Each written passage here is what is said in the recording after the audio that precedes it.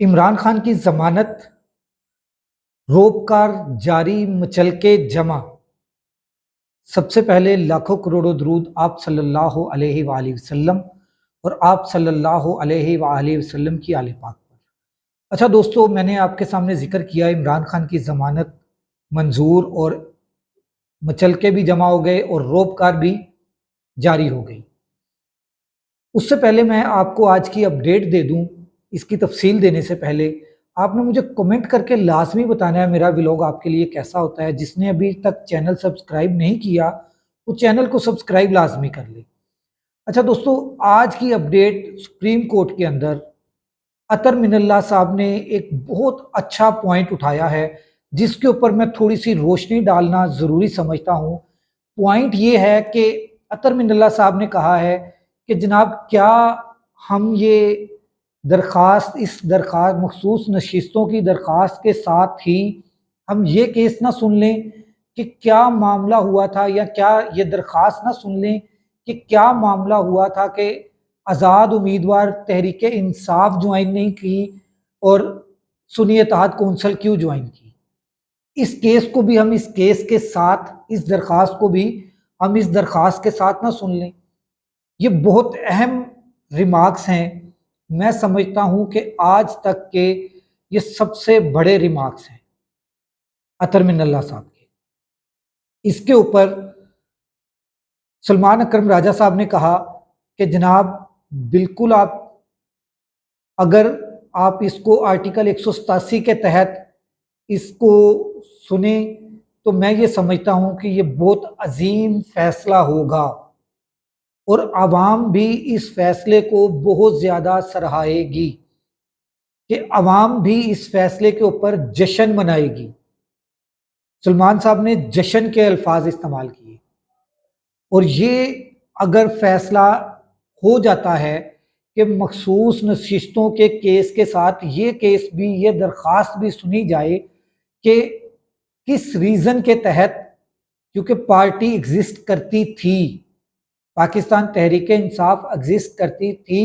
Election commission نے یہ کہا کہ پاکستان جتنے بھی پاکستان تحریک انصاف کے پلیٹ فارم سے الیکشن لڑ رہے تھے، جنہوں نے الیکشن لڑنے کے لیے درخواست دی تھی، وہ تمام کے تمام آزاد تصور ہوئے، اور پھر ان کو کہا گیا کہ آپ کے پاس 3 دن کا ٹائم ہے، آپ ان 3 دنوں کے اندر آپ نے کسی بھی پارٹی کو جوائن کرنا ہے، اور وہ پارٹی پاکستان تحریک انصاف کے علاوہ ہوگی۔ ہم اس بحث میں نہیں جاتے کہ ابھی سپریم کورٹ سے فیصلہ نہیں آیا تھا، پشاور ہائی کورٹ پاکستان تحریک انصاف کے حق میں فیصلہ دے چکی تھی، اس کے باوجود جو بیلٹ پیپر کا نمونہ چھپا تھا، جو الیکشن ہر آر او نے اپنے دفتر کے باہر بڑا کر کے لگایا تھا، ان تمام کے اندر پاکستان تحریک انصاف کا جو انتخابی نشان بلہ تھا وہ نہیں تھا۔ ہم اس بحث میں نہیں جاتے، ہم نہیں سوال کرتے۔ سوال بنتا ہے کہ اس وقت کس طاقت نے وہ انتخابی نشان بلہ پرنٹ ہونے سے روکا تھا، یہ سوال بنتا ہے، مگر ہم اس بحث میں نہیں جاتے۔ ہم یہ کہتے ہیں کہ ٹھیک ہے، بلے کا انتخابی نشان لے لیا، آزاد امیدواروں سے پیپر چھین لیے، ان کے پیپر جمع ہونے نہیں دیے جا رہے تھے، پھر بھی انہوں نے پیپرز اپنے جمع کروا لیے، تو ان کی اسکروٹنی میں مسئلے مسائل پیدا کیے جا رہے تھے۔ ان تمام کے باوجود وہ الیکشن لڑ گئے، الیکشن میں کمپین نہیں کرنے دی جا رہی تھی۔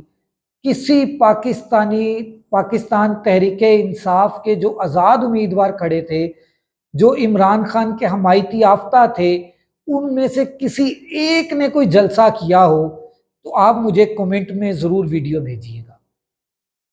نہ وہ جلسہ کر سکے، نہ ان کو کمپین ڈور ٹو ڈور کرنے کی پرمیشن ملی، نہ ہی ان کو رزلٹ اکٹھے کرنے کی پرمیشن تھی۔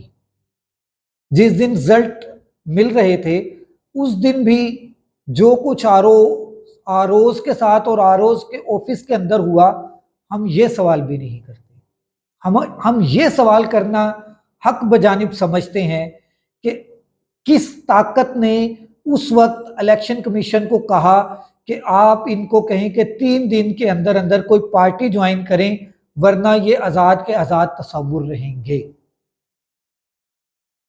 किसने कहा? जनाब अतर मिनल्ला साहब, आपको सलूट है। अगर आप इस केस को उस केस के साथ जोड़कर सुनना चाहते हैं तो ये पाकिस्तानी अवाम की तर्जुमानी होगी, ये पाकिस्तानी अवाम की हमायत होगी, ये पाकिस्तानी अवाम के ऊपर एक एहसान होगा अगर मखसूस नशिस्तों के साथ साथ इस दरख्वास्त को भी सुन लिया जाए। अच्छा, अब आ जाए, इमरान खान की ज़मानत की बात की थी मैंने। इमरान खान की ज़मानत किस केस में होती है? इमरान खान की ज़मानत अल कादिर ट्रस्ट के केस में इमरान खान की ज़मानत आज हो गई है। उसके अंदर मचलके भी जमा करवा दिए गए हैं और रोबकार भी जारी हो चुकी है।